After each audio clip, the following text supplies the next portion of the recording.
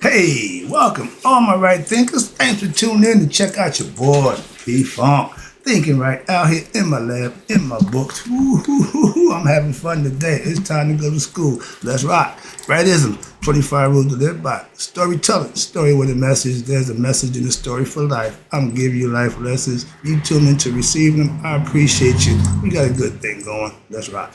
Right Thinkers mission, yeah, I'm on it, is to enlighten and inspire, educate, and motivate you, the individual, to a higher spiritual level of enlightenment. Right Thinkers Way of Life, through mental and spiritual discipline, practice daily, will help and guide you to obtain your goal of spiritual enlightenment, aka know thyself. My mission is that all right thinkers know thyself. If you're a right thinker, your goal is to know thyself. See where we're going with this? Let's get there together. So I asked the question, do you know you? You will when I'm through. Answer is rhetorical, but if you don't have it for yourself, tune in. I can help you with that. That's what I do for you. A person who knows not and knows not that they know not is foolish. Disregard them. A person who knows not and knows that they know not is simple, but you can teach them. That's why I do what I do for you. I appreciate you too. Stay tuned. I got more for you. A person who knows not and believe and think that they know is dangerous. Avoid them. I do. A person who knows but knows not that they know is spiritually asleep. I can awaken them. I'm the spiritual alarm clock here to wake you up with knowledge of self. A person who knows and knows that they know is wise. Follow them. All these persons reside in you. Right thinkers, know thyself. And to Mayat, be true. We on page number 14 in the book, so we moving along. But I got a whole page of information that's, again, I think is useful. I'm gonna share it with you. Go through it because all the stuff that's on this page is throughout the whole book. So I ain't got to give you everything right now. So I'm gonna slowly walk you through it. Hope you get a better understanding so you can actually use the information, aka useful information. So the concept, this title is The Great Truths of the Netarians, and they are realized by means of 4 spiritual disciplines, and it's done in 3 steps. I'm gonna give you the 4 disciplines and the 3 steps, and that's gonna be this lesson. I got some more stuff. I can do this all in one page, hopefully get it in. So let's go. The 4 disciplines are what they call WRIGHT, which is wisdom, Ari, which is righteous action, selfless service, my favorite. You got Uashu and Shidi, that's devotion. And then you got Uashidi, which is meditation. And then those 4 disciplines, I'm gonna break it down to you in 3 steps. The first one is listening. The second one is ritual. The third is meditation. And it's breaking down real simple, so let me go through it for you right quick. The 3 steps are listening, ritual, meditation. I just gave you that. Now we're going to break it down into the brackets. You see there's 3 separate brackets. We can start at the top. You see 6 different concepts there. The next one comes down, and everyone had their own chapter in the book as we go along. That's why I can give it to you now, so help you prepare you as we go. So the first one is going to tell you about listening. You listen to the teachings. Shitat Asar. You listen to the wisdom of the Netarian traditions, starting with Shitat. That means what? Shitat means hidden, okay, secret. Netter means divine. We're teaching you how to find the God. That's the idea of Shitat Netter, to secretly know the secret to God, understand it. And they give you 6 different aspects of it right here. I'm breaking down. First one is Shitat Asar. That's the Asarian resurrection story. That's the one that's famous, right? And that's the teachings of the Asarian tradition. Then you got Shita Anu. That's what we're doing right now. We in the Anuian, okay, theology. So, but it's going to be the rest of them also. But we in Anuian theology. That's the teachings of Ra tradition. The God is Ra in this Anuian. In Anuian concept, Ra is the main God. And she taught Mennefer, you had the teachers of Ptah. Okay, he's the head god. And you got she taught Waset, which meaning Amun is the the main God. And every one of these have their own chapter I'm going to take you through. So I'm just going to try to run through it now to just set you up for where we're going so you have a better understanding, hopefully, when we get there. So you got Shitat Waset, then you got Shitat Netret, meaning the female aspects, teaching of the goddess tradition. I'll give you that. And all the stuff that's in this book, I've given to you from other aspects, but this is the book that's going to teach the one philosophy, which is the Anuian theology, okay? Now you got Shitat Atun. Atun, that's the teaching of Atun tradition where Pharaoh Akhenaten went to the one God. All that's information that I'm going to give you throughout this book. So when it gets in this book, you should be fluent. Shitat Asar, Shitat Anu, Shitat Minifer, Shitat Waset, Shitat Natret, and Shitat Atun. You should have a better understanding by the end of this book, hopefully, then I've done my job. The next one is Ari Shidi. This is ritual. Ritualistic work is done better when it's a group, somebody's leading it because you got initiates. Took you through the initiation, okay? I done raised many people from the dead level to the living level, okay? I done raised the dead. All it is taking an ignorant person and giving them information, enlightenment. It ain't that serious. It's really symbolic. I'm still doing it, okay? Now, you got the ritual. Ari is action. That means you're doing something. Let's start with Ari Mayat. Shidi. Shidi means to study. Okay, you need to study. That's what I was doing when I was reading this for myself. I couldn't teach this when I was reading it 10, 15 years ago. I was all excited, just, wow, this just information. And I'm just taking it in. Ooh, now I can just break it down for you. I know it's a difference for me learning this and being able to teach it to somebody else. Learning it is cool. Can you teach it? Moving on, that's my concept. So let's talk about the rituals. You got Mayat Shidi. My altar is led by Mayat, okay? And Mayat, which means Mayat Shidi, it means to righteous action, study. Why? You learn how to purify the gross impurities of your heart. That means you're taking out the stuff that you don't need. You're breaking down the nonsense and getting rid of it, get eradicated, okay? So doing your rituals, you pray and you concept on that. You think about the things that you were trying to get rid of, evil, bad thoughts, negative actions, all those things you want to eradicate from the mind, and it takes ritualistic work to help you along with that. Why? To put that conscious mind to work. Mayat Shidi, my favorite, it means the true study of what? The ways of the hidden nature of Neteru. I'm so ingrained in my philosophy, so understanding of it. It's how I live now. It's natural. It's normal. Okay, it's a way of life. Mayat Asku means true deeds that lead to glory. I do good things daily. For whoever, whatever, I just do the right thing. Simple. It'll be recognized by, okay, he sees all. That's what I'm trying to explain to you people who think, you can get in the way. That whole lifestyle ain't gonna last. Moving on. I don't like sneaky people. Simple. Mayat Aru. That means true ritual. When I pray, I don't pray out loud. So nobody ever hear me pray except the one I'm talking to. That's the concept. And I've been living by it. I'm not changing it. Why? It's a philosophy that I practice. It ain't about how you feel, what you think. Could care less. Okay? Show respect. When somebody have a tradition that they set for themselves or relationship, leave them be. Simple. Moving on. Usha Ushat Shidi. That means showing devotion to God and also by purifying what? Your emotions. Now you're starting to conquer what? The anger, the evil, the dirt, the bad stuff. You're starting to eradicate that by practicing it when? Daily. Okay? And you got things that can help you with that. Shema, it means divine music. I know that the Egyptians play that little thing. Every culture has music. So Egyptian music is the same thing. They had their own way of communicating. Then you got semi-Pa'ut. Pa'ut means meditate. Pa'ut is the god and goddesses, okay? But it means to meditate in motion. It means I can go into meditative mode and still do something else, okay? I'm still meditating on what? My higher self. I'm still programmed in. I'm locked in. I'm conscious. But I can also function. It's called walking and chewing gum. Well, I can't do it. Okay, that's on you. Okay.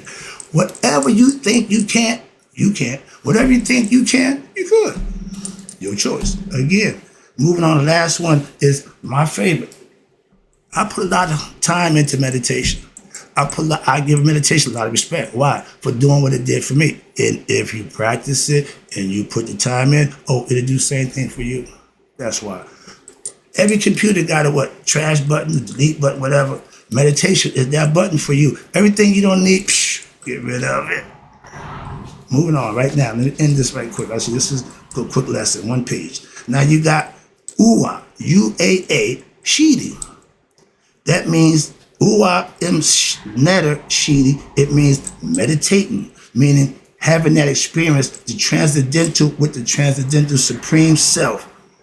When you go into the meditative state, you are connecting with your higher self. If it's done correctly, you'll understand and you'll know. It ain't about what somebody else think and feel about your connection to God. So, but yeah, you need to get in touch with it and make it personal. And then as he lived through you, other people will see you shine. That's the light they be seeing. People, look at it. Yeah, because you're doing it from inside out. You're doing it work outside, but it start inside. That's what meditation does. And you got 5 forms of what they call Netarian meditation disciplines. Not the Indian ones I gave you. The Indian concept of meditation. They got their yoga philosophy, but we had ours in Egypt. Let's go. We got Iraq, Sikkim. Sekhem is what we call the life force, energy, okay? The serpent power, Sekhem. Prana, Chi, we had the first one. I was a Sekhem, okay? Meditate on the supple life force. That's the energy that's in all of us. They labeled it for a reason. Why? So you can study, learn it, and use it. Ari, Sema Maya. You about to meditate on what? Righteous actions. Doing the right thing. Seeing yourself opening doors, helping people out. Just being a good servant. Not acting a fool. Well, I know God. I'm not. That means nothing, okay? That's the ego. Ego every now and then gonna step in. Why? He ain't going nowhere. He's always there. And if you ain't got your foot on his neck, he gonna pop up every now and then. It's okay. When you get better, you got that under control also. Then you got Nuke, Pu, Ashit. That means meditating on the great I am for you religious folks, okay? He been I am a long time before y'all come along, but yeah, we meditate on him. That's what I do, okay? Next one is Nu Pa Aku. That means you're meditating on the glorious light from within. This little light of mine, I'm gonna let it shine. I never forget my first initiation into the Masonic order, and I'm not religious, so I don't know no hymns though. They said, sing a religious song. I said to myself, I don't know none. And I don't know none. And did it, this little item, okay. And I made that, from that point on, when I became the master, that was the song that they sung. Why? I want you to get that little light that's inside you and let it shine. That's why. It's symbolically esoteric, but it's a good message to understand. If you can interpret it, you can use it the way it's intended. That's why. Last one, Rik Kun means meditation on what? The wisdom of the teachings. A lot of people ask God to give them this and give them that. No. All you have to do is go into the meditative state, get the lesson, understand it, put it to, and then implement it. Anything that you hear, learn, or go through is better once you what? Experience it for yourself. I can tell you about how good God is to me, how good. All that don't mean nothing to you until what? You have your own experience. That's what the whole idea of right thinking philosophy and the Netarian philosophy was, to get you to know you and God are the one. Why you're in the physical form. I got to look what time. So let me sneak this little lesson in. The next lesson is going to be the spiritual culture and the purpose of life. Spirituality is telling you what you need to do to what? Go to the afterlife. We know this is temporary, but we also strive to go somewhere else. That was the concept. And the spiritual culture or purpose of life from the Shita Netta perspective. Remember this phrase? Men and women are to become what? God-like. Okay, through what? A life of virtue.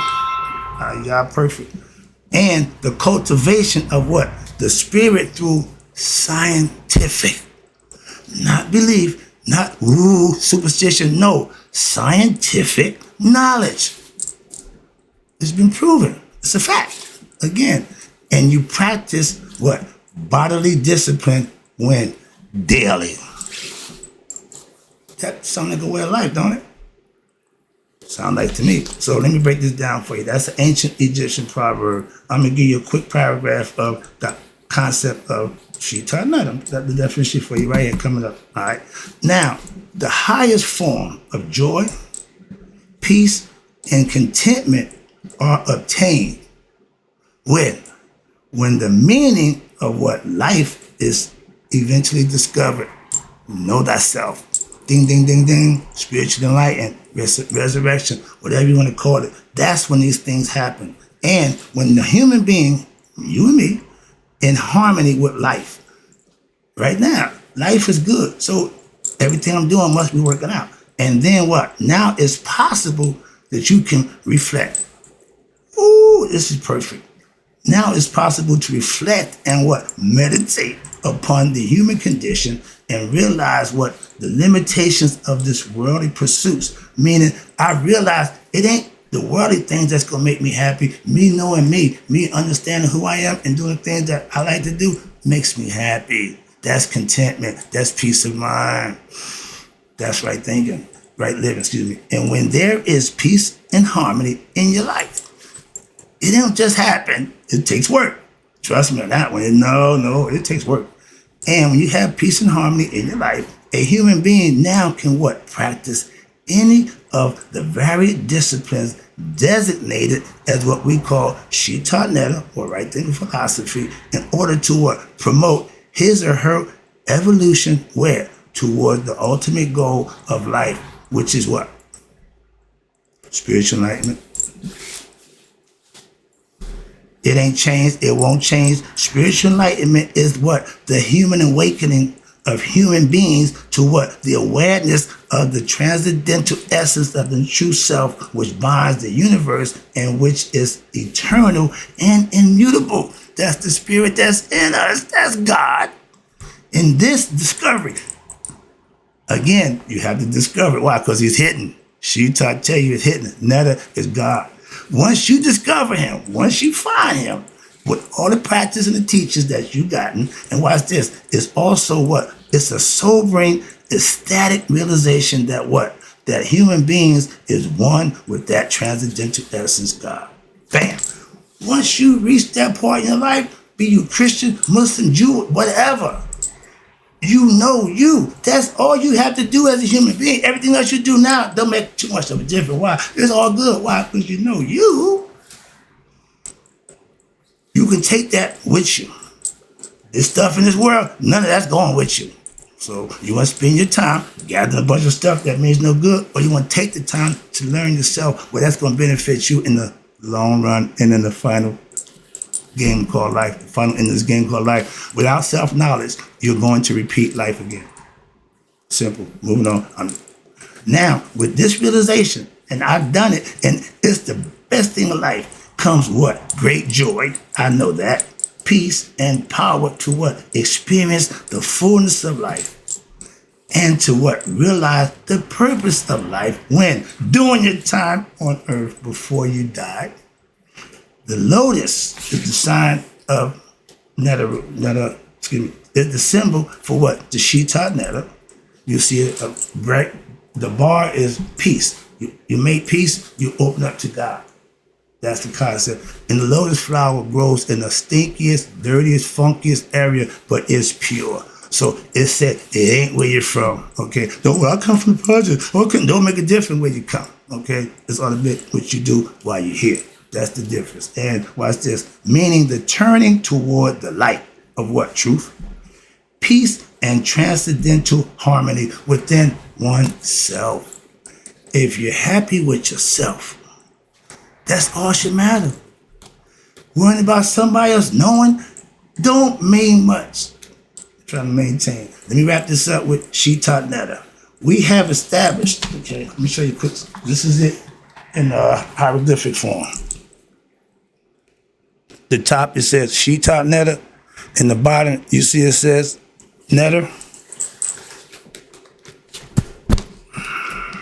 We have established that the ancient Egyptians were African people, who lived in the north quadrant, of the continent of Africa. And they were descendants, again, of the Nubians, who had themselves originated from the further south of the heart of Africa. They called the Great Lake regions. And the source of the Nile River, which ran over 4,000 miles through Egypt, everybody lived off the Nile. They created a vast civilization and culture.